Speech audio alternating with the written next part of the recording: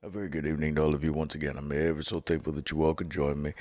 This is a really quick video on a news article that I just read this morning by protestia.org or .com. Can't remember. Good website though. But it's the article's entitled John Piper the Never Trumper. John Piper refuses to endorse Donald Trump. What's his reason?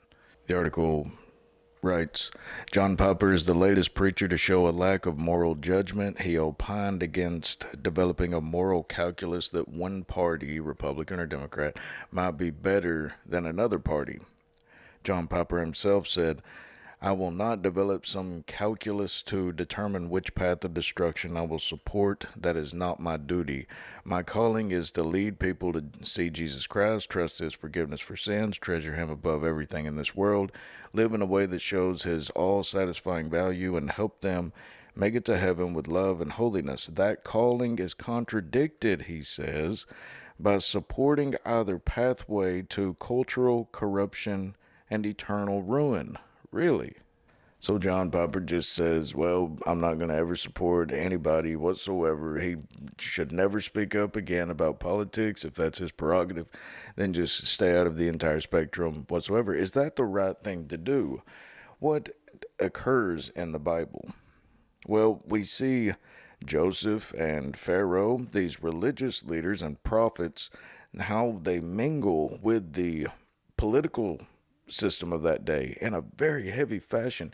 It astonished me to just ponder on how often God desires his people, and to which I mean the prophets and his followers, the people that believe in him, to engage in the political spectrum. And the Bible, I mean, it's just riddled with these prophets coming up to these kings. Sometimes they're rebuking them, sometimes they're guiding them, they're giving them godly advice, or they're heavily involved in the political sphere.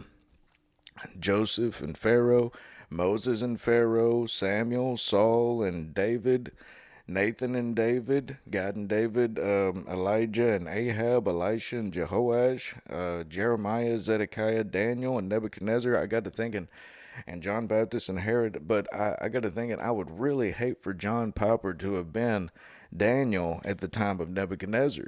Because he would have just said, he's just a filthy pagan. I'm never going to help him. Daniel didn't take that stance.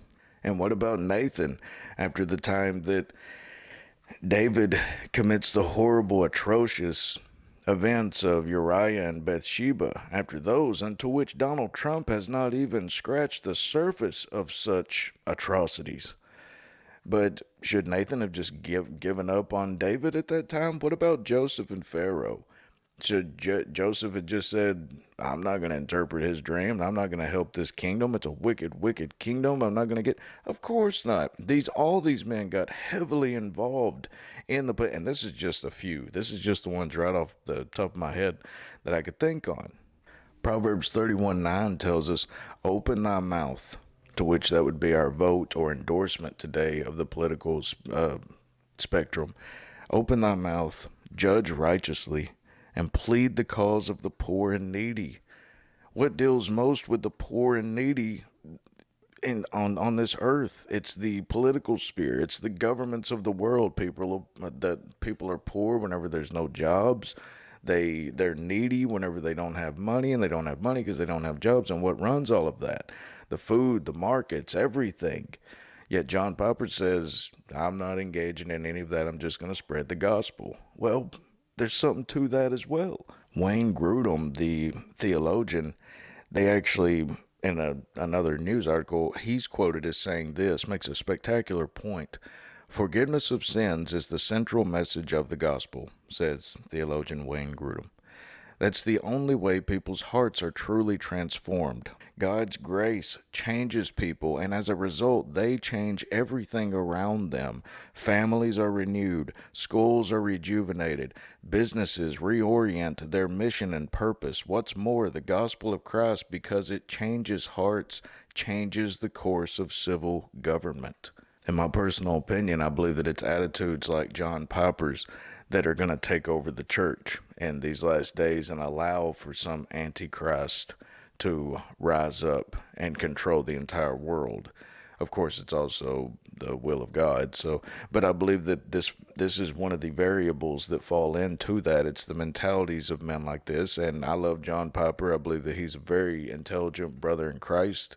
He's very known, and I hope that people are not influenced by his message right here, because this is a world of sinners.